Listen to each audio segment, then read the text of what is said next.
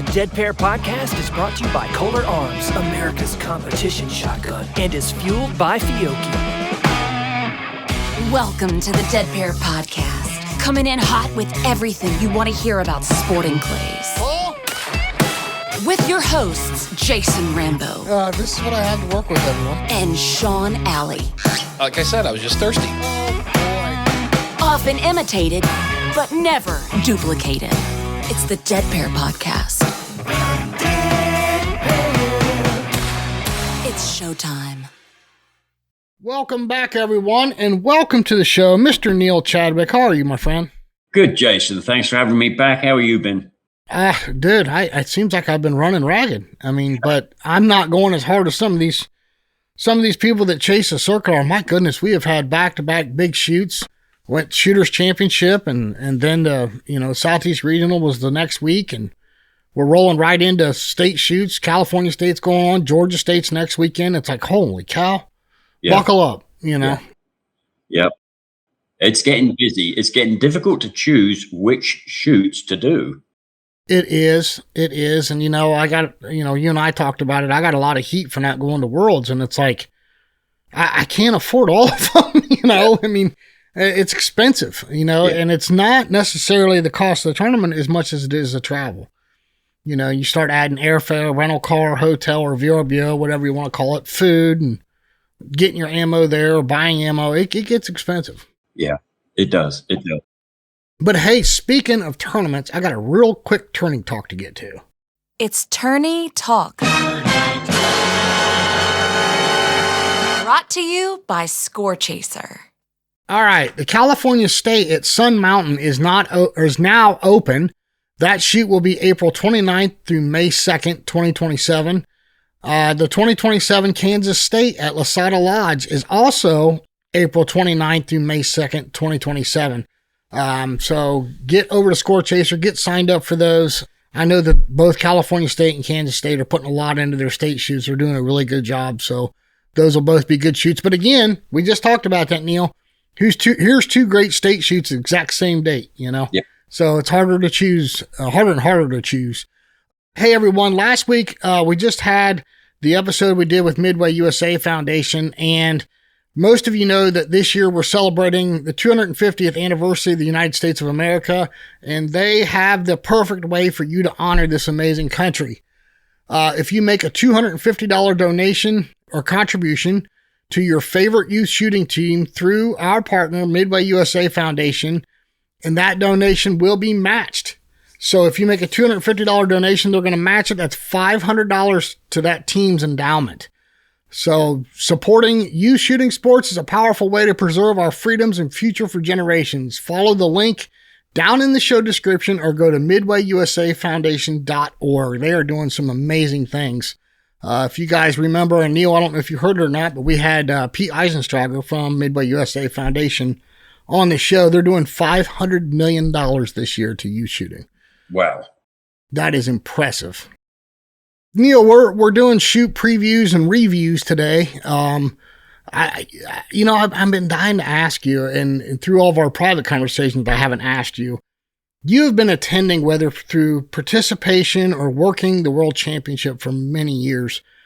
Was there anything that popped out at you about this year's event that was different or made this event more special compared to others? That's a good question, because each different ground that it's been at has got its own unique personality. Let's call it grounds personality. And we were fortunate in San Antonio because I wanted to make it different to what everybody is used to at nationals. Everybody's used to the four mains running down that main road right down the middle of the property. Yeah. And with the World English only having 3 mains, each of 10 stations, I was able to change things around as people attended tours. So what was the green course was FITAS. And we used an area on the north side of that green course in that field that I remember using it probably 20 years ago, which made FITAS just a field different. I had so many people come up and go, wow, that FITAS was a world-class FITAS event. That could have been the World Championships, Wow. Jason set that and really used that terrain to the best advantage of that. So that then super sporting was where orange and red was. Corey Howe set that. Again, that was a good course. Drew was down there on the yellow course, which was always been a yellow course. And that was the one that sort of caught them out. Ask Braxton about that one. Yeah, we did. We had him on the show. He kind of stumbled and fell a little bit. So, but overall, I mean, I could not fault it, Jason. People had a great time. The targets were good. We didn't have any holdups. We had that little bit of rain. Well, we had rain during setup that very first weekend, and it was rainy and cold. But by Wednesday, it changed. And, everybody was joking that the Brits had brought the rain over the pond with them, Yeah. But by Wednesday, it cleaned up and it was dry and it was pleasantly warm. In some afternoons, it got up into the 90s. So it was a good shoot, Yeah. People enjoyed themselves at this one, I think. The targets were not too hard. If I look at sort of my comparison would be back to Anthony's in 24 for the World English that he had. Yeah. I'm all about stats and numbers, and I'd had Anthony's average score that now this is taking every entrant into consideration. Anthony's average that I gave him is 108.6. The World English we just had was 123. So that's the average number of targets broken. So you can see from there that we were probably 15 targets easier than Anthony's, although it didn't seem it. Huh. So it was good. It was a really good shoot. Had a lot of compliments, And then of course, Braxton just ate it up, didn't he? Oh my gosh. Yeah. I was so pleased that he won it at the end. Not that I didn't want anybody else to win it, but running straight on that green course. And I watched Johnny Carter's video. Well, Johnny's Johnny, and of course he concentrated his video on station 5, where Nathan had got a sort of a Tilly type target speeding out the top of the trees, which was causing everybody fits. That was the hardest target on that green course. And Braxton, obviously, he ran it because he ran the whole lot. But, I mean, Karen as well, being the first lady in a super final, just brilliant, and everybody else that won. And I know the foreigners had a really good time. Yeah. I believe that's the first time we've had a husband and wife team in the top 5, isn't it? Probably. Yeah. So that was kind of cool, Yeah. But hey, I wanted to ask you. You gave away an entry to a junior shooter for that event. Yep. Were you able to meet up with that shooter and his family? We did. They sought me out, and I was by the maintenance building there. And Preston Rand and his mum Stacey and his dad came up and just said, "Hey, thanks so much. It helped so much. The $500 towards his entry. It was good, and I'm glad he won it." So, following on from that, I'd like to do the same thing again for nationals, Jason. Oh, cool. Again, $500 as a credit at registration. It's only open to junior shooters. And Preston, you can't enter. let's make that. He's had enough. And what I'd like to do, Jason, if it's all right with you, is just to get them to email you. Okay. And I just want a couple of pieces of information. How long have you been shooting? And what has been your favorite tournament since nationals last year? Okay, so for the past calendar year. It doesn't have to be one of the majors. It might be the Jack Links, or it might be a local shoot or something. But just tell me, which was your favorite shoot since nationals last year, and we'll put those in a hat, and we'll do a draw again closer to nationals. Okay. Yeah, no problem. I'll make sure and remind everyone of that each week. So another interesting thing, you had 2 trap providers for this event, for the Worlds, right? Am I correct in saying that? You had Atlas and Laporte? That's correct. Okay. Lincoln was on the make or break. Okay. All right. Well, the reason why I'm asking this is Atlas is kind of new to the party, right? Yeah. Like they were introduced last year at Nationals. Yep. And then now the Worlds. So I want to hear it from you. How did things go?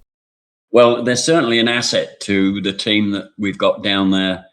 Scott and his crew don't mind jumping in and loading a red machine, a green machine, whatever the machine. They're very astute as to what's going on. They know if they can see a problem or targets are getting low in the machine. They were certainly an asset to that shoot, and they will be back again for Nationals. Corey will be back again with 2 of his guys as techs for the Nationals. He's bringing 60 machines in, which will be Atlas again. But no, I was impressed with them. And as far as I'm concerned, they're welcome back anytime. That's awesome. Well, I'm biased. I'm an Atlas dealer and Atlas supports the show. So yes, I'm biased. But at the same time, I think it's awesome when you have a manufacturer that's new to the program that, gets a shot at it. Yeah. Yeah.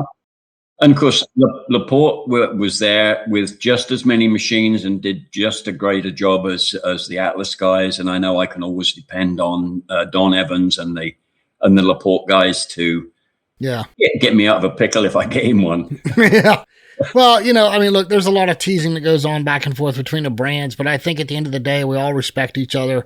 I tease the Promatic guys all the time and they tease me, but I tell you what, they'll jump in and help me if I need help with something, and I do the same for them. Yeah. Oh, I know they would. Yes, I know they would. But, so you're a numbers guy, and I know you got some stats for us from the Worlds. Can you lay the smackdown on us, Neil? If you want to go over some stats about the Worlds, now remember, Jason, that there was no pro class at the World Championships. It was just master class. And of course, a lot of the foreign competitors got into master class because they bumped up a class from their own classification, So, but no, the scores overall. If I look at the average for master class, the average score out of the 200 was 156. That's pretty good. Master class was by far the biggest class, And then if I run down the list, well, you're in AA when you weren't there. Seems to be a little bit more of a drop off from 156 as an average score in master. We dropped down to 135 as an average score for AA. Wow. So, that's 20, that's 21 targets. Then if I go down to A, from 135, we only dropped 7 targets there to 127 as an average score.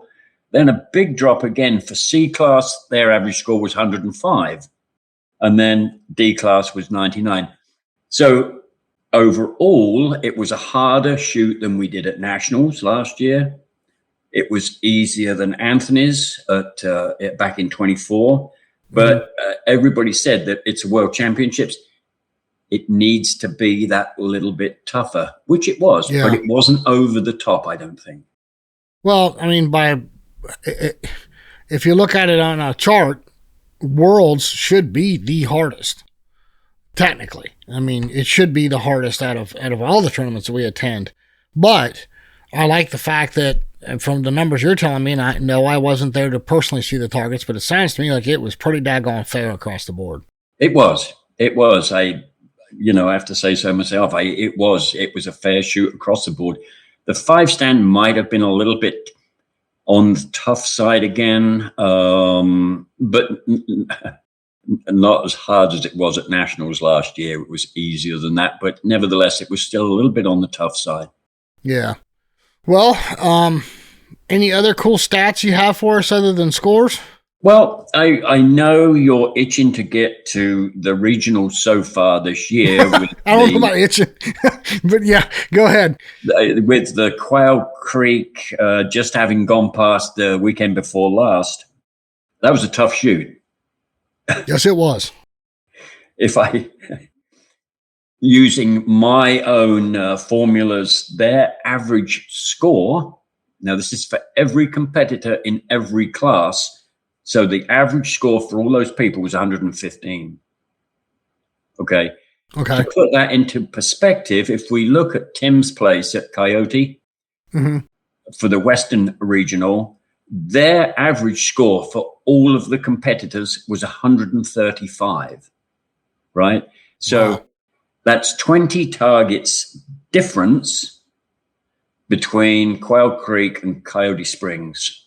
So you go, okay, well, Anthony was there. Where did he come? You know, Anthony was on the high end. Anthony was 13 targets easier than Quail Creek. And this is for the 2024 Worlds at M&M. No, this is M&M's Northeast Regional. Oh, Northeast. Okay, I'm sorry. I'm sorry. This is this year's regionals. I've got three of the three results so far. So Anthony was 128 as an average score, which is only 7 behind the Western Regional. So their tendency was to be in the high 120s, 130, where Quail was 115, which just makes it was tough, you know. Yeah. It was tough. Yeah, it was tough. You know, you can break it down, and I feel sorry for some of the lower class people. If I start at the bottom, class D, their average score in class D was 38.8. Well, yeah. You go to class C, 45.9. And then you just get over the halfway mark at class B at 51%. That's tough. Yeah, with an average score of 102, which is 51%. Yeah.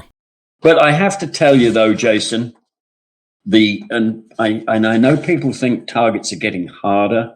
The trend since 2024 at regionals, I'm talking about now, at 2024, the trend is easier.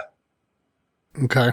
The trend is getting easier. The 2024 regionals, they were down. They had lower scores. For example, remember the Forest City one? Everybody said that was a hard shoot. Forest City score was 116. That's only one easier than Quail Ridge. So that was a hard shoot. If we go to the North Central at Woods and Meadow, their score was 118. We go to the Western Regional in 24 at Pinnacle. That was 119. And there was only one regional tournament that was somewhat easier, and that was the Northeast Regional at Hopkins, where he got 128 as an average score across the board. Interesting. So if I look at the 2025 regionals, Jason, out of all of those 6 shoots, there's no score under 120. Wow. They're all between 120 and 129. So last year, the regionals were easier than the year before. Interesting. Yeah, we'll have to see how the other 3 run out this year, because at the moment we're easier again. At M&M, which was easier, the Western at Coyote was easier. Let's see what the last 3 do. Yeah. I know you're saying it's trending easier, but it sure didn't feel that way. I mean, it felt like a prison rape scene, but the one thing I wanted to address, I first of all, I don't want to comment on the targets. It's not my position to. The only thing I've got a question, the only thing on the targets is I want to ask a question is, given these averages, do we think this is the right way to grow the sport by making sure that anybody from A class and down is dropping 50% of the targets? I don't know. I mean, maybe I'm wrong. Maybe a regional should be that hard, but I look at it as in difficulty, it should go, state shoot, then regional, then U.S. Open, then nationals, then the Worlds. Like that, it should be from least to hardest. I totally agree with that, Jason. But this year we're only halfway through. Yeah. Let's wait and see what the other three do. I mean, if their average score is in the upper 120s, then that could easily finish up this year on average being easier than last year. Yeah, we've got the low one at 115. Let's call that an anomaly. Yeah. Because then the next one is 128 and 135. Well, I think people had a lot more fun at those. And I get it. People say, well, these regionals, they are really selection shoots. Who joins the team, who represents their country abroad, who joins the sporting team, who joins the FITAS team. Right. And yes, it is a selection shoot. And should it be a little bit tougher? Just as you said, yes. But there's a fine line between pissing so many people off and selecting your best shooters to represent the country. We can still do that without really crucifying the lower class shooters, I believe. Right. And I guess that was one of the things that was disheartening. And again, I'm not commenting on the targets or anything. Look, I know what it's like to go set a course, and it's not easy, right? Because you're not going to please everybody. I get that. Right. But I will say that it was a little disheartening to see the amount of people that dropped out and didn't even finish. Sean and I, for years, have pushed on this show that if you haven't been to a regional, you need to go see some big targets and check it out. Yeah. And then, here I am. I feel like I'm encouraging people, and they're getting so discouraged when they're there that they're leaving without finishing, So I don't know. I mean, I don't know how you fix that. I mean, there's a lot to it. And, Neil, I told you before, it's the number. The one thing that the numbers don't define is what is a hard target, right? So what I think a hard target is, the guys in the class above me might think is easy. What I think is easy, the guys in classes below me might think is hard. And environment does a lot of that too. Like I said, you're not going to get a 60-yard crosser if you're shooting in the woods, but if you go to Northbrook, I can guarantee you're going to get a 60-yard crosser, right? So right. So environment has a lot, landscape has a lot to do with that too. So, but what do you define as hard and what do you define as easy? Everybody has a different opinion on that. Well, I mean, okay, let's, and I know we're going to talk about Quail Creek. Let's talk about their 5-stand. Okay. Now, somebody that called me afterwards, well, for a start, they didn't throw any singles. Correct. And that's caused such a ruckus to the extent we've now got a special EC meeting next Monday. Now, I know this program will probably air after that, so anybody that's listening at this point in time, we've already had the meeting, so we're going to have a meeting. But there was a couple of targets on there where they were thrown as a true pair and didn't give you a fair amount of time to shoot one and then the other. Now I wasn't there, this is what people are telling me. Mm-hmm. So the presentation that you put on, instead of putting a true pair on like that, it makes it so much easier if you put it on as a report pair. Yeah, so let me run that down real quick for anybody that wasn't there, because I was there and shot that event. What we're talking about here is a 100-bird 5-stand. Instead of being 4 fields of 25 targets each, it's actually 5 fields of 20 targets each, and there was no singles. You got a report pair, and you got a true pair at each stand. So that's what Neil's referring to. So there was no singles, and yes, you're right. The first time you saw a target sometimes was in a true pair, and it could be a ripper. Now, I will say this. If you take a look at the targets as individuals, you stand in the box and you're seeing the show pair for the first time, and you're seeing 2 A's, 2 B's, 2 C's on down the list. The targets, they were great targets. I think they really were.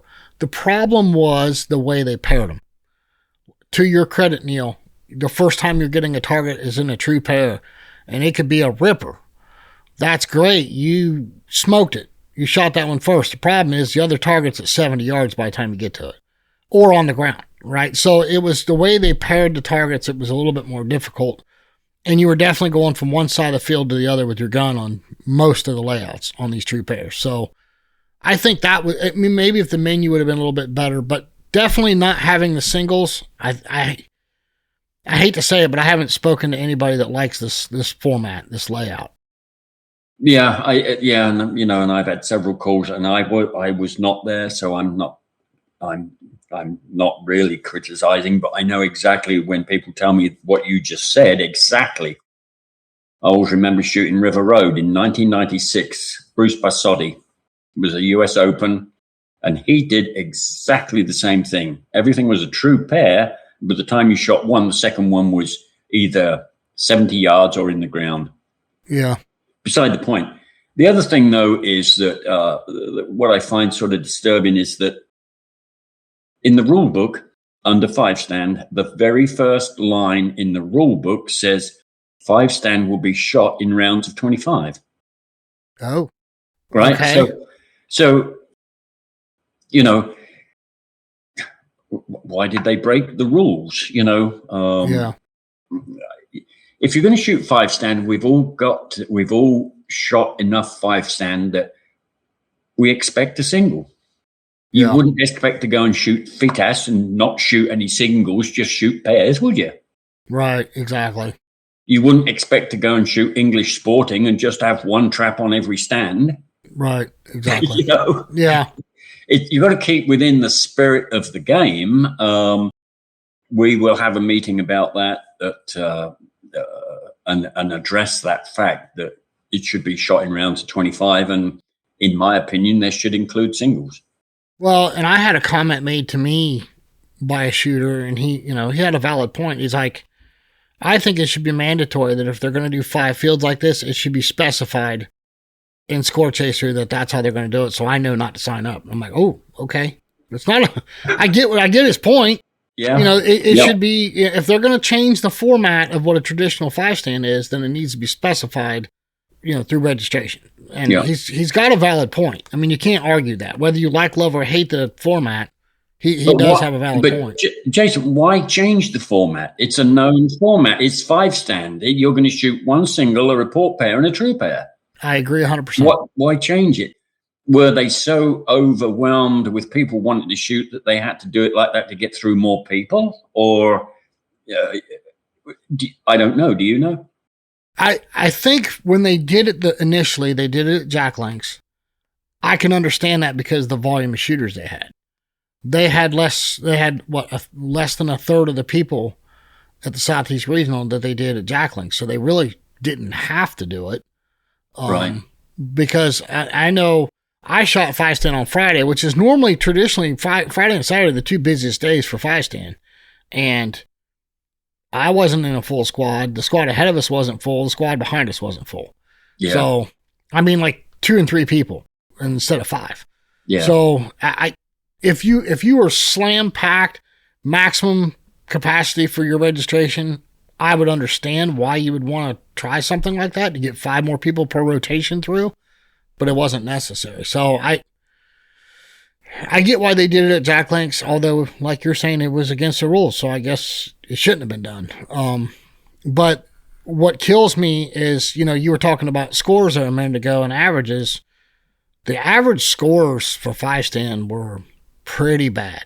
Yeah, I saw that. Master class, I think the average score was a 70. Double A, it was a 59. Right. And these stats aren't hard to find, people. If you don't already know this, look, get over to Score Chaser. You got an account there. Go to a shoot you've attended and click on My Stats or My Statistics, and it'll bring it right up. You can see these averages. You can go by course, by event. Casey, I didn't even know that existed. Casey did a wonderful job on that. But yeah. It's just tough, I mean, you shoot these side events, you look forward to them, and then you feel like I don't know. I'm not going to say I feel like I got robbed, although the target setting kind of robbed my brain a little bit. But no, it's just I'm just curious. Is that where we want to go with target sets? To me, I think it's a little bit much because if you look at the new guy, which is something we focus on here on this podcast, is we're always trying to encourage new shooters. He steps in the box and he sees that stuff, man. He's going to be so overwhelmed. He might just be disheartened from ever attending a big event. I don't know. I mean, maybe not. So I just think we need to be a touch softer on some of this stuff. Yeah, but also, Jason, don't predicate your assumptions on one shoot. No. I'm not. I'm just saying the harder shoots. I just told you from the stats I have got going back to 24, the tendency is for the regionals to become or are getting easier. Right, yeah? But you've always got the one shoot in there that you've seems always got the one, right. And I mean, if they mess it up, and we've said it a million times, it is easy to mess it up. I've messed them up. Oh, yeah. Well, I mean, I won't go there, but I have messed up big time before, thinking, oh, that's not too bad. Nobody hit it. Yeah, and you're exactly right. I've done that. I've set a target and go, well, that's no big deal. Tournament pressure added to it, and a little bit of wind that you didn't anticipate, a little bit of sun you didn't anticipate in that spot, or whatever. It could all play into effect. We have to cater for the new shooter. We don't want them to have such a bad experience that they don't shoot any more registered targets. We still want them to progress along their natural path, whether they be a B, C, or D shooter. Yeah. We've had several meetings as the EC now, and our big push now is on trying to get new shooters into the game of sporting clays. They may already be gun owners, they may already be hunters, they may be shooting SCTP, or their uncle is a shooter or stuff like that. And Mark Balzar came up with a great budget plan for moving forward, where you've seen the ads that come up. If you look at YouTube, if you click on something, you get a 15-second ad that comes up before it plays, how do you fix your lawnmower? And they are played randomly at the beginning of YouTube's, and I've seen them come up on Facebook's, I don't know how they do it. It's amazing. I looked up how to make French bread on Facebook. Yeah. I guarantee you, every time I open Facebook now, there's an ad for bread. Yes. Yeah, it's algorithms. I tell you, you got to be careful. They're watching you. Oh, anyway, yeah. Getting back to the budget, if we can generate sort of interest from new shooters, we don't want to, and they'll start off locally, and we know that the local clubs are going to put on easy targets for them because that's what they do. They want them to enjoy themselves, come back, and they're going to be thinking, I'm getting good at this. Yeah. And then they go, I'm going to go and do a national, and not a national, a regional or a national. Hopefully we don't do it to them at nationals, but yeah, are going to go to a regional, and they get it handed to them on a plate, and they go, what the hell am I doing? I should be better than this. Some of them will go, wow, there's a lot I need to learn. Maybe I go and get a lesson from, some of the pros or something like that. Hopefully they do. But what we don't want them to do is go, yeah, this isn't for me. I'm going to go back to hunting, or I'm going to hang the gun up, or I'm going to try golf, or whatever it might be. Yeah, we don't want that. No. And I want to state this very clearly right now. I don't want to take away from the hard work that Quail Creek did, because they put on a great event. They really did. It was a lot of fun. They worked very hard to make sure there was no backups. I know it's going to happen. You're dealing with mechanical devices. Something's going to fail at some point, but everybody I saw was all smiles. There was a lot of groaning about the targets, but you know what? Like you said, you're not going to get it right every time, Neil. No, you can't apportion blame, Jason. No. What was it? 2 years ago when you and I had a podcast, and it was a regional out in Denver. Yeah. And it was so easy. People were going, why did I pay all this money to come here when I could have shot these targets at my local club? So there is the opposite end of the spectrum. No, I don't blame Quail Creek at all. There's no blame to be placed anywhere. No. It's easy to go a little bit too hard and not realize it. It's a little bit to go too easy and not realize it. Yeah. I mean, look, going back to what I said though, like Justin Ketchum, I've known him for years. I think his title is assistant manager there, but he, every time I saw him, man, he was covered in sweat and running 100 miles an hour.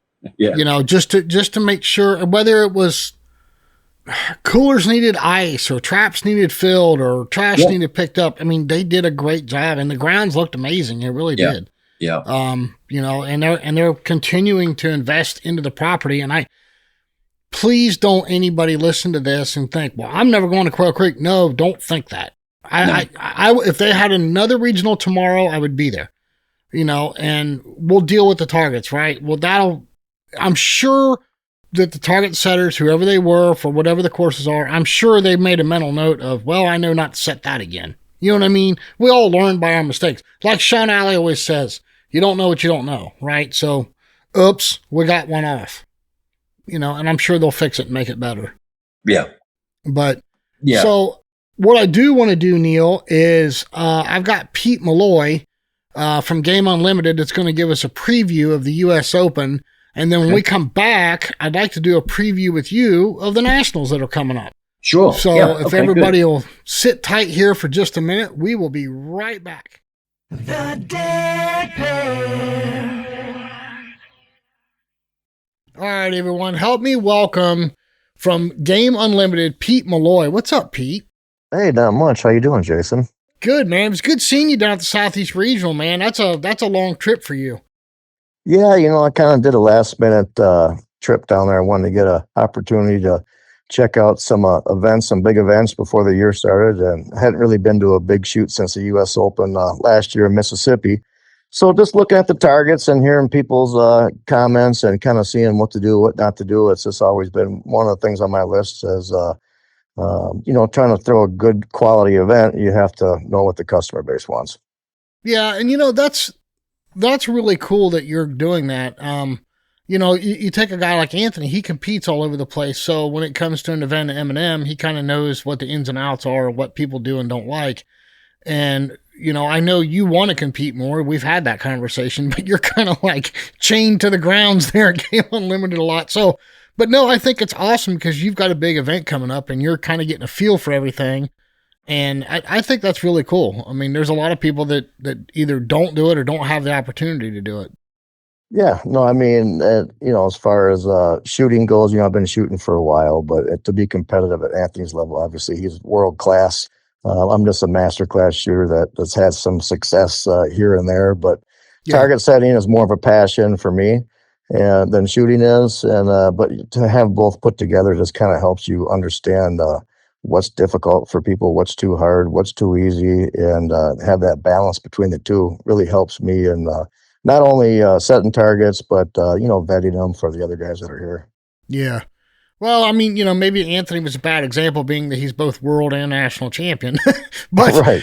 But what my point is he does get to travel all over the country and see the different clubs and the different targets and everything. So he's kind of got a good base when he sets something at home. Oh, absolutely. Yeah, he's top class. I've shot Anthony's place one time, and it was a great tournament. So we're looking to throw a great tournament here for the U.S. Open and give a good wide variety of targets and just give everyone a great time because that's what we're trying to do. We're trying to host an event where everyone can leave and they had a lot of fun. They were challenged. They could see everything. It was fair. And the grounds are in good shape, and there's water and tents on every station, and just all the little things that add up to make a really top-notch event. Yeah. Well, speaking of that, the last time I was there, you had opened up a bunch of new grounds for the Worlds, and trust me, if this U.S. Open's anything like the Worlds, everybody's in for a treat because you guys did just an absolutely jam-up job. But can you tell us what's new for the U.S. Open this year at Game Unlimited? Do you have some more new ground you've opened up, or what are you doing different this year to kind of flare it a little bit, Pete? Well, we definitely widened some trails out, did a lot of dozer work out there, getting things prepared, certain roads and certain things that you're trying to upgrade every event that you have. So you can, if you have poor weather conditions, like last year's regional, we had a lot of rain and it caused some mud in certain spots, and we had to have people kind of on top of things, helping people out in case they got stuck. So we've eliminated those issues in our problem areas, so we won't have any issues in transportation. But we did open up another course that we're going to use for the main in the back part of the property, kind of in the southeast corner. So we made a nice loop on that where it's going to be pretty neat, some different terrain, and it loops around. And it kind of overlaps some things that we already did at the World Feed Task, but for the most part, just kind of upgrades and road work, and so those new grounds with the dozer work, and we're just really excited to throw some cool targets because we got some really cool terrain out here to throw sporting clay targets on. Yeah, that is cool, and that place is beautiful too. And you've kind of got like the world at your fingertips, for landscape. I was just checking registration before we got on here to record this, and at the time of this recording, there's still plenty of spots open in just about all the events. Yeah, there's plenty of room. I mean, I'm pretty happy with where we're at right now. I think we had just shy of 1,100 entries. Okay. Last time I looked, was that where you came up with? Yeah. Yep. Yeah. Okay. So about last time I looked through about that, which is pretty good because in the north central region, around 1,000 shooters of the U.S. Open is pretty good. When you get down to the south, the southeast, the northeast, there's a big population of shooters, and you tend to have a little bit higher attendance. But we'll have a lot of local shooters that I know haven't signed up yet, so I think we'll be probably right around the highest that we've ever had in the north central. So I'm excited about where we're at right now. Yeah, awesome. Well, one of the things as competitors we all like to talk about is payout. Can you run down through your payout for us, Pete?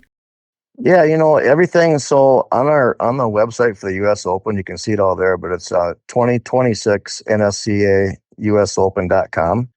It's got a whole listing of all the payouts, and our payout structure this year is the highest payout that we've ever had in the NSCA at any U.S. Open. So with that being said, right there, it just kind of puts it at the top of the line. I know a lot of clubs are competing to get the U.S. Open. We're fortunate enough to have the opportunity, and I think that the World Feed Task really gave us an opportunity to showcase with a large group, and we ended up getting the U.S. Open for 2026. We've been preparing for it ever since we got it. And with that being said, the payout structure is at the top of the list too. So I mean, it's 20,000 for first, and it goes down from there. But if you look on that website, it'll have all the information and have all the payout structure. And we're excited about offering the biggest payout in NSCA U.S. Open history. And another cool factoid about this shoot, you got Jamie Peckham coming in. And if I'm remembering this correctly, per our conversation, you also said you have another guest target setter coming in. You want to tell everybody who that is? Well, we have several target setters. I'll kind of run them down. But Jamie, I worked with him at the World Feed Task, and we're a great team. He's not only a target setter, but he's run clubs, and he knows the traps inside and out. So he has a lot of resources just beyond target setting. And we were a great team, a great tandem. So it was a no-brainer to have him back for our biggest shoot ever behind the World Feed Task, and then this will be larger than that. So Jamie's on board, and then an old friend of mine who's been, to me, is one of the greatest natural shooters of all time, John Kruger. Having him come out, he's got a great eye for the game. He's been around forever. His knowledge is limitless, and he came out for the World Feed Task as well, and he helped with that event and set some targets out there. So John's going to be here. Abel Spire set a prelim in the North Central Regional last year that everyone loved. It was a great set of targets. So Abel's going to set a course as well. And then I have myself and my son Tyler, who's been shooting really well and setting targets, and he's kind of the man on the grounds now. I mean, I went to help him at our last shoot, and I went to grab a trap, and I realized I'm out of shape now because I can't pull him around like he does. He's taking my role over kind of fully, him and my son Jackson. They're doing a great job with that, so he'll be on there. And then Nate Wannable, we're in-house from there. And, and then you always give an opportunity to some local guys. I got an opportunity at Caribou Gun Club when they had the World Grand Prix in the World Feed Task. It was back in 14 or 15. And I set the super sporting courses for 2 weeks and some other courses there as well. And Randy Voss gave me an opportunity, and as an up and comer, someone that was trying to get into it. And I'm thankful for that opportunity because I've got to learn and watch a lot of other target setters, and that's how you figure it out. So I got some local guys, Stefan Solominski and Nick Wagner from Wausau Gun Club. They're probably going to do the 5 stand. And to make sure no one gets over their head too much, we have a team that vets them too. So between Peckham and Kruger and myself and Tyler and Wanable, we'll be vetting every course out there to make sure it's a fun, enjoyable, but challenging. And when it comes to fun and enjoyable and challenging, our number one goal is that all shooters of all ages can see every target, and and they have time to shoot them. So that's our focus. And they can vary in distance. They can be longer, they can be shorter, but as long as everyone has time to see them and shoot them, our job is complete. Jamie Peckham, we had him on the show last year. I shot his targets at the U.S. Open for the FETASC. And I straight up told him, I'm like, I've never had so much fun having my butt kicked. I mean, right. His targets were fun, but plenty of time, see him really well, like you said. And man, they were great targets. As far as John Kruger goes, the only word I have for him is legend. I mean, he's set targets in the past at Ohio State shoot, and look at the individual that he is, right? I mean, and it sounds like you're giving some new up-and-comers some chances, and that's awesome, man. I love hearing that. Yeah, that's great. So just grow in the game. I do need to get down through some boring stuff real quick, but it's important stuff at the same time. Closest major airport? Minneapolis St. Paul Airport. That's about a 40-minute drive to the club. Okay. Not that far away. Logistically, we have a lot around the area. It's pretty easy on the highway, straight shot.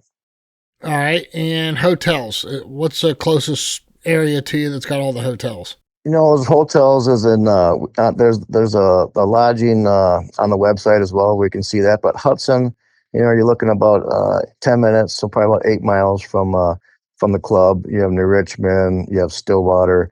And, a lot of these, it's kind of funny because a lot of these hotels that are close by, they get wind of these big events and they start jacking the prices up. So, some of the hotels close by are getting pretty expensive because it's a touristy area for us too with the St. Croix River. It's one of the 7 scenic riverways in the United States, and weddings and whatnot. So they've kind of, if you want to get a little bit cheaper rate, you're probably just looking at getting about a half an hour away versus 15 minutes away. And you're looking at St. Paul, Woodbury. Woodbury's pretty close by, and there's just tons of hotels everywhere. I mean, you can't really, you just get on the old Google and figure it out, and there's plenty around. And the more I travel, and I think you'll agree with me on this, the VRBOs and the Airbnbs are the way to go. If you can get 2-3 people to go in with you and get a house that's got 2 or 3 bedrooms on it, you can get it cheaper substantially than you can. Right. Oh yeah. I mean, if you have a group, I mean, I agree with you. It's a lot more fun. That's the way to go. Be able to do that, and then just have people switch. When we go to a bigger shoot on occasion, we'll get a Airbnb. And, each night someone has dinner, right? Or if you're at the club, they have something going on at the club, we all stick around the club. But the nights that there's nothing going on, we'll just cook out, and it's just kind of fun. That's what the shoots are all about. It's just about having a good time with your friends and competing at the same time. Yep, 100%. I take it you got plenty of ammo available, right? We do. Yep. There's the ammo pre-order sales just went up last week. So if anyone hasn't pre-ordered any ammo, they can get online and do some pre-orders. We have obviously close to us, only about 40 miles away, is the federal plant, and they're always a big part of what we do out here. We'll have Winchester, B&P, Fiocchi, Game Bore, and RC. RC. So okay. Yep, RC. So we got plenty of ammo, and it'll be on the pre-orders, but we'll also have ammo on site at the club as well. And in addition to golf carts, this year you can rent a side-by-side. Yeah, that's kind of a cool feature. We're pretty spread out here, and you go to these shoots and you get a golf cart, and the golf carts are getting so expensive now. I mean, we don't make any money on the golf carts. That's what they're charging.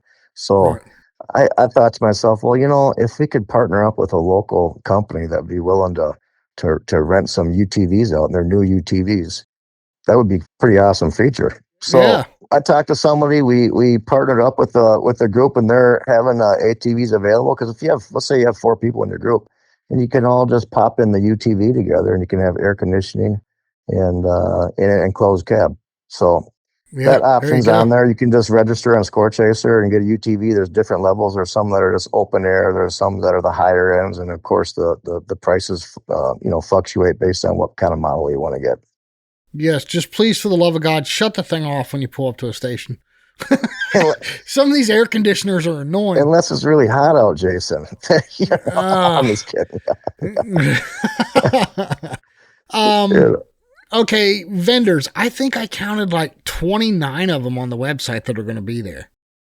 Yeah, there's going to be a pile of vendors. There we have the great group of sponsors as well. A lot of the traditional names that are just at all these events, and they're so supportive. And these major events can't really happen without their support. So we're extremely thankful.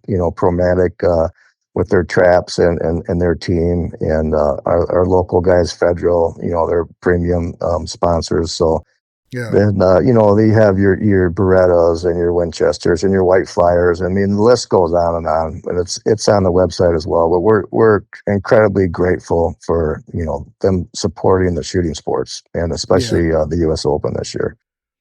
That is awesome. The last thing I have for you, Pete, is like raffles or door prizes or giveaways. You doing any of that kind of stuff? Yeah, we'll have some things available there. That's kind of above my pay grade. I have that delegated out, so I wouldn't be great at going through everything. But yeah, we'll have things. We have a Saturday night banquet. We're going to do a great dinner Saturday night. I know everyone's really going to enjoy that. We have a make or break shoot off with a huge payout on that, like we did at the World VTask. Nice. So make or break will be a blast. So Saturday night, the festivities will be make or break, and then followed by dinner with some. We'll have some music going on. Probably not live music, but more or less just some speakers and some good tunes playing. And then there's a couple other. While you got me on things we're doing, we kind of have the first kind of state of the art map that we're going to do this year. So we'll have your traditional map, right, that you see in the book or the piece of paper. But you know how hard they are to figure out sometimes? You're like, where am I at right now? Well, my buddy put this together, and it's pretty neat. All you need, it's a free app, your Google Earth, and there's a QR code that we'll have on the map itself, the hard copy. And you could just download that QR code, and it'll be an online map and an aerial of all the course layouts, and it'll show your exact location live. So you can be like, am I going the right way? And you just look at the little dot and you go, oh yeah, we're going right to Super Sporting. So that's awesome. I think that's kind of cool feature that we'll see. It's going to be like anything that hasn't been pulled out before. The UTVs have never been done before in this map. So we're trying to bring something out different every time we do a shoot, and we're looking forward to bringing something new to the table and just giving everyone a really good time and enjoying themselves up in Hudson, Wisconsin up here. It's a beautiful area and great restaurants all the way around. So there's a limitless things to do. A lot of family things to do too. There's tubing on the rivers that are close by. There's river cruises. You got, the gals that come with that, wives that come with might want to go to the Mall of America, the biggest mall in the U.S. There's sporting events if you want to go to soccer games or professional events with the Minnesota Twins and whatnot. So there's all kinds of stuff to do. So we'd love to have people bring the whole family and bring them out. Yeah, heck yeah, that's awesome. There is a lot of amenities in that area. I mean, you're not far from just about anything and everything. So, I mean, right. And plus anybody that hasn't been out to Game Unlimited really needs to get out. I mean, it is very cool. It is a club you have to experience, and I can testify personally that Pete and his crew do a wonderful job. So August 11th through the 16th, get your butt out to Game Unlimited. Pete, I really appreciate you spending some time with us, man. I really do. I know we've been trying to get this off the ground for a while now, and you've had some accidents. So we'll just leave it at that. So, but no, man, I appreciate you spending some time with us, buddy. Yeah, no, I appreciate that. Thanks for your time, and we're looking forward to everyone coming up to the U.S. Open, and can guarantee that everyone's going to have a great time and shoot some great targets. Oh, and by the way, we're starting to GoFundMe so that way you can get your butt to the Dead Pair Blast December 11th and 12th at Rocky Creek. Oh, good. Let me know when that gets up to 10,000 so we can have a little bit of extra fun. Awesome, man. Well, Pete, thank you again, buddy. We really appreciate you. Sounds good. Take care. The Dead Pair. All right, Neil, welcome back, buddy. Have you been to Game Unlimited? Have you been up there? No, I've been to a couple of places up there. I've been to Minnesota and Randy Voss's place, set targets there many years ago, but I've never been to Pete's place. It's absolutely gorgeous. You need to make the trip. It's put it in the bucket list. It's one of the places you need to go. I was there for the Worlds when he had them a couple years ago, and couldn't believe how beautiful that place. And you want to talk about somebody that busts their butt? It's Pete and his staff. Oh, I know. They work hard. Yeah, we had Pete Downey come and help to set nationals one year. When would that have been? Probably maybe 2014, maybe. Yeah. And yeah, he worked his ass off. I mean, he's one of the good guys. There's no doubt about that. Absolutely. And he's got a lot of cool stuff. As you heard, he's got a lot of cool stuff in store for the U.S. Open. So look forward to that shoot. That's going to be a good one. Neil, moving on. So nationals this year, you were telling me, unless I misunderstood you on the phone, that we are already set for another record breaker on attendance. Oh, yeah. Yeah. Current entries are over 2,600. Wow. That's so cool. It always gets me, though, and because I keep an eye on what the entries are, you would think that the main event would be the highest entry. It's not. It's always K-Cup. Can you believe for that 100 bird event around that K-Cup course, there's 2,224 people signed up? You've got to be kidding me. No. Just for K-Cup? Just for K-Cup. Wow. Yeah. And Super Sporting, again, is one of those that's gaining traction. There's 1,665 already signed up for that. Wow. That is my absolute favorite event. I would rather go shoot 3 Super Sporting courses than a main event. I just love Super Sporting. I don't know what it is. Maybe it's my ADHD. I keep my brain wrapped around the singles and reports and the trues, and I love that event. That's a fun event. What it is, Jason, is it's an easier version of FITAS. I shouldn't say that, but it's you went there, not me, Neil. You went. Yeah, that was I'm Neil. Get a slap on the wrist for saying that. that was Neil Chadwick said that, not Jason Rando.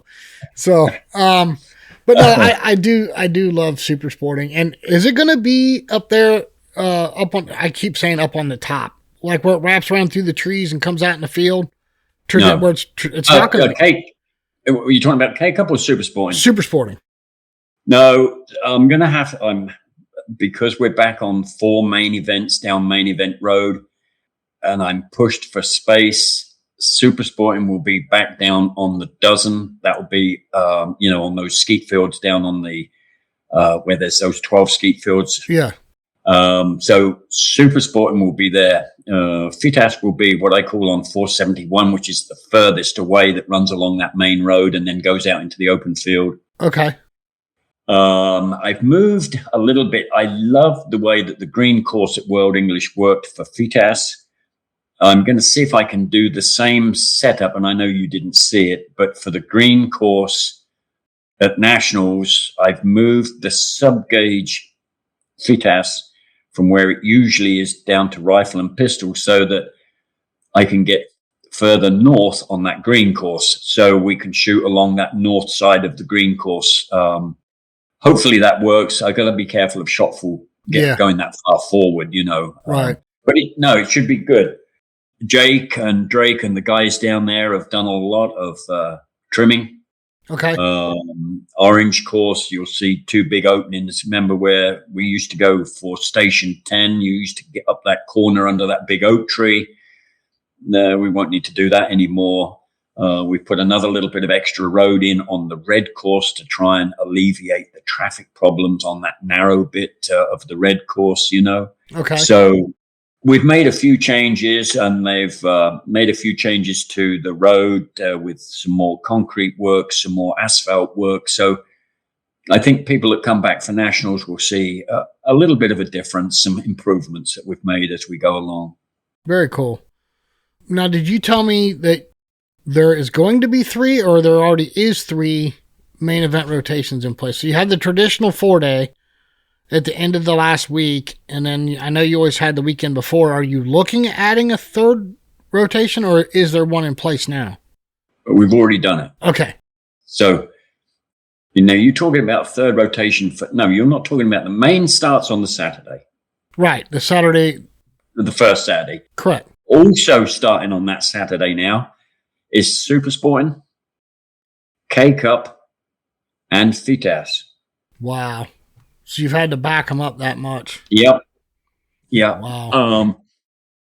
Now, there's a ton of people still on the waiting list, and I've had several calls saying that they get on Score Chaser and they say, "Okay, I want to enter K-Cup," and it says, "Sorry, K-Cup is full."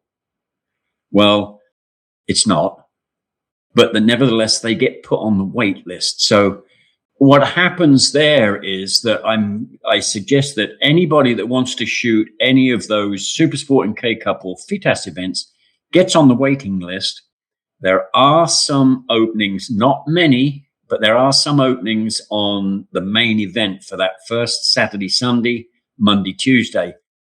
And what happens is when you're on the waiting list, Casey and her crew go through them manually and try and fit you in and see whether I want to shoot with Jason Rambo or see if there's a spot on your squad.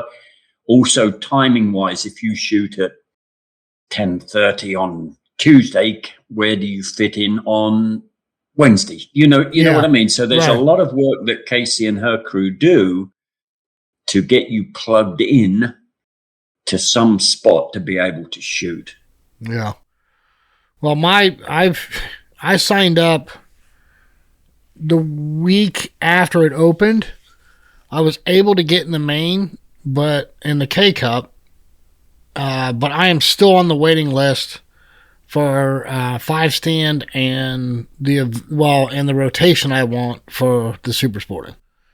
So I'm still on the waiting list for those because I was planning on being there on Monday night, shooting K-Cup on Tuesday, Super Sporting on Wednesday, and then just having the main for Thursday, Friday, Saturday, and Sunday. Right. The main, I was able to do that. The K-Cup, I was able to do that, but the Beretta, I'm still waiting on. And I tried to add 5-stand, and it's like, no, you're going to wait a minute. Yeah. So it just gets so full so fast, And see, Super Sporting is a little bit different because we allow more time per rotation. So there's only 3 rotations on Super Sporting, whereas on K-Cup and the main, there's 4 rotations. So right. There is a limited number of spaces on Super Sporting. Yeah. It's getting tough. Is there any talk at the NSCA about wrapping up on Saturday and shoot-offs on Sunday like we talked about, or is there any talk of adding more days on the front end or anything? Well, we've added days on the front end. What we did discuss just casually for the main event is, believe it or not, starting on the Thursday and have a Thursday-Friday rotation. Really? Before that first Saturday, Sunday. But we got to look at the numbers. There'll be probably in excess of 100 people drop out. They sign up early to get a place, and then work schedule or whatever it might be prohibits them from coming, so they drop out. Yeah. But yeah, we did discuss that. And the logistics of it is horrendous, really, because it's. You've got to get the referees in, and we use a lot of the military for referees apart from their local people that referee. So, if you start off that Thursday, now you've got to get a minimum of 40 referees in there for that first Thursday, Friday. Yeah. That's a big undertaking. Yeah, it really is, you know, but if it's needed, we'll do it. It's, you know, to get people to come in. I mean, it's really taken off to be over 2,600 entries now. This still this far out. That's incredible. That is absolutely incredible. I'm looking forward to it, though. Definitely, without a doubt. I'm probably going to be spending 2 weeks in San Antonio because I got invited on a hunt again. So I'll be down in Del Rio for the week before. That'll be nice. Yeah. I mean, as much as I'm looking forward to both of those things, it's also very tough being away from the family for a couple weeks at a time. Yeah. That was the whole reason I started this gig and got away from my other one, because I was tired of playing Landman. But now here I am back in the saddle again. But yeah, I mean, it's one of those shoots.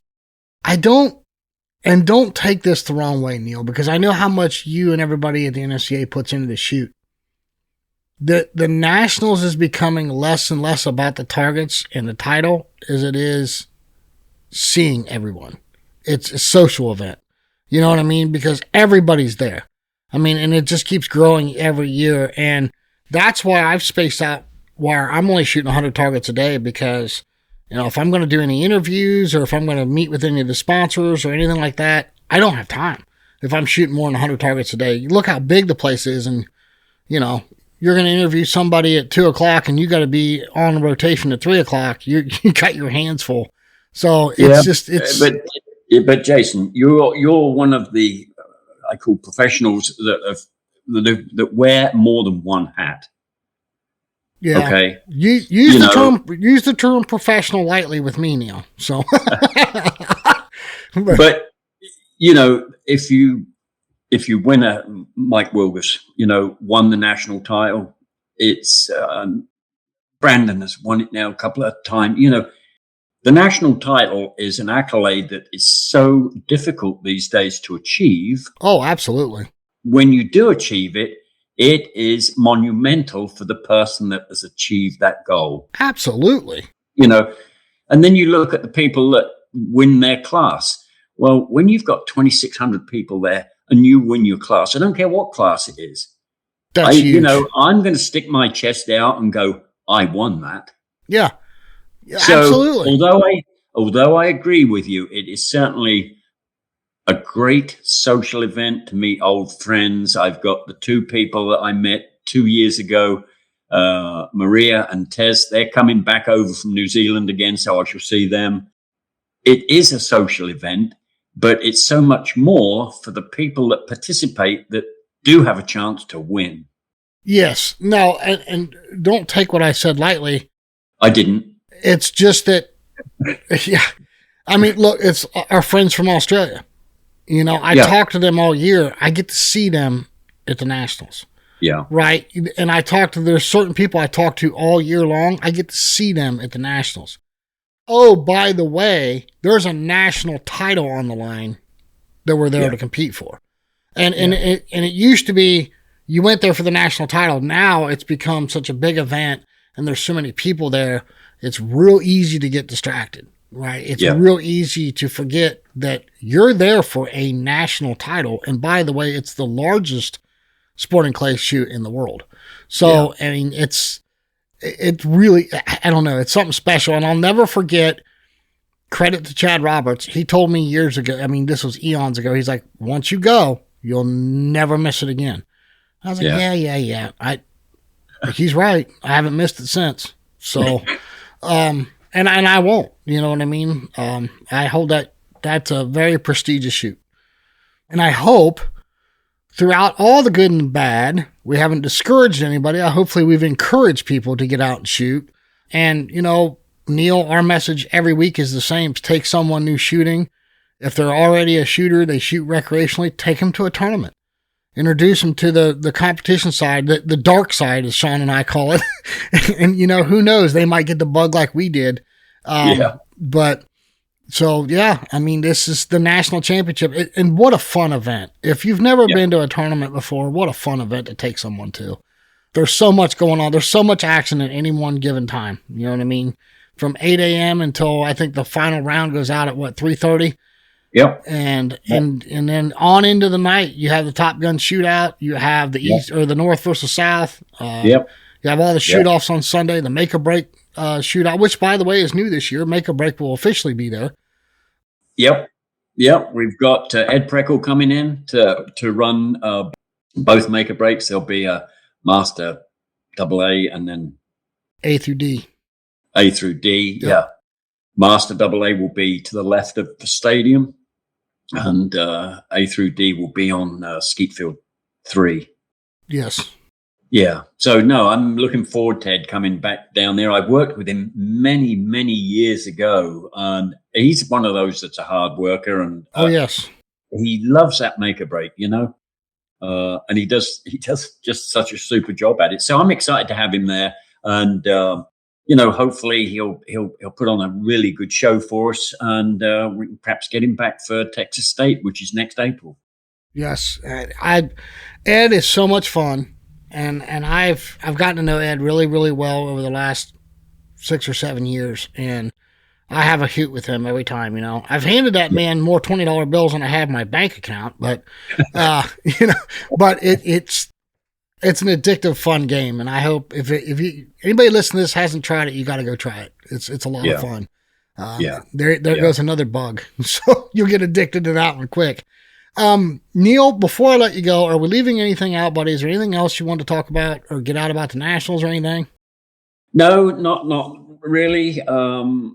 We've got a busy 2028 coming up, where we have the World English back in this country, the World FITAS, and obviously the US Open. So at our last EC meeting, we discussed how the bid process would work for those shoots, which ones got priority. If you bid on a US Open, then and get it, you can't bid on a World FITAS. So that, we don't expect two clubs to get two of those large shoots. Plus, in 28, getting all the regionals in. So we really spent some time on that and looked at the bid process. Prospective clubs will be asked to submit a 5-minute video.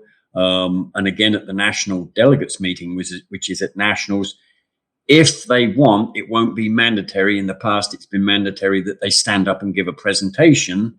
But we're hoping that we can get through all the presentations prior to the delegate meeting so that all the national delegates go, yep, that was a good presentation, that was a good video, whatever it might be, look through the paperwork, and then the delegates then can get hold of their national delegate and the EC people and go, when you vote, I want you to vote for this club. Yeah. Or I think this club should get it because whatever it might be. So it will still be up for the EC's vote at the end of the day as to who gets what. But that was we spent a lot of time on that. Brett Siebert came up with a brilliant way to do that. I'm not going to explain it all now, but it makes it so much fairer, than it possibly was in the past.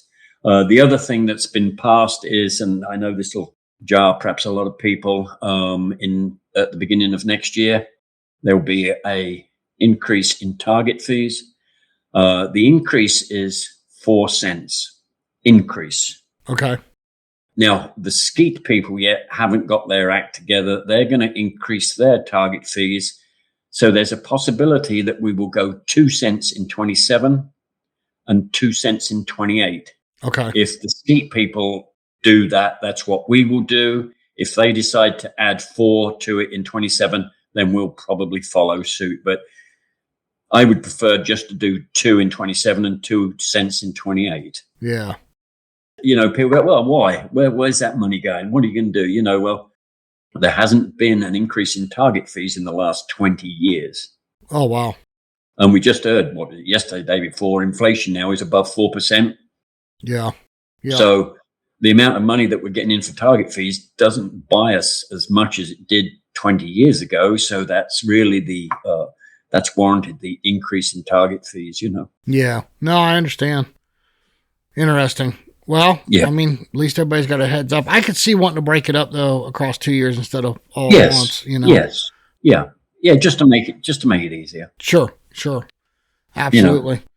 Yeah. Well, hey, everyone, listen, I don't know if you caught it on the last show or not, but the Dead Pair Kolar raffle is now up. There is a link right down here in the bottom of the show description. Click on that. It'll take you over to Give Smart, which is through Kids and Clays. Get your raffle tickets to that Dead Pair Kolar gun. We're going to be drawing it December, I think 11th. No, sorry, the 12th at the Dead Pair Blast at Rocky Creek. You do not need to be present to win. But there's some pictures on there. That is a absolutely gorgeous firearm. So get your raffle tickets in for that. If you were listening and paying attention, Neil gave the criteria for a junior shooter for the national championship. Get me that email and I will make sure it gets sent to Neil. I have a bat phone. I have a direct line to Neil. I can get that right to him. So, but no, get that sent in. Remember, if you're buying from Taconic Distillery or RE Ranger, there is a 10 or Slick Products. There's a 10% discount. Just use the code 10 or DEADPAIR10 at checkout, or follow the links down in the show description. I want everyone to check out this outro that Toby Tomplay remixed for me, that highlights all the sponsors. Check it out. He did a great job. Thank you to Toby for that. Thank you to my wonderful wife for putting this we went long today, Neil. Putting this long podcast together and making us sound good, because Neil attests that I sound like crap without her. So thank you, everyone. Thank you, Neil Chadwick. We appreciate you, sir. Any new information pops up, you're always welcome back here. Sure. Thanks for the opportunity, Jason. And, I always try to keep my ear to the ground as to what's going on and new ideas, different ideas. But thanks for the opportunity to tell everybody about what's going on. Yes, absolutely. That's what we're here for. So Yep. don't hesitate, Neil. You know that. Yeah. But hey, everyone, thank you very much for listening. And until next week, we can't wait to catch you all back here on the Dead Pair Podcast.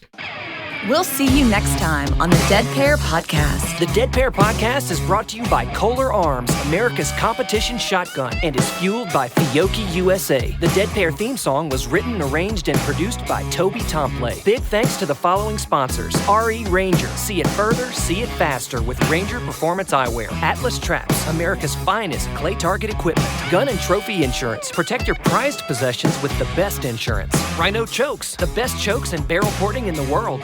Taconic Distillery. After the tournament, it's time for one more shot with Taconic Distillery. Long Range, the industry standard for trap release and target management. Score Chaser, your shoots simplified. Midway USA Foundation, changing the future of youth shooting sports. Odo Pro Technologies, the trusted source for hearing protection. Bear Pelt, it's not just a vest, it's your new uniform. El Jefe Energy, fuel for the fearless. And J-Tech, the Dead Pair Podcast's technology partner.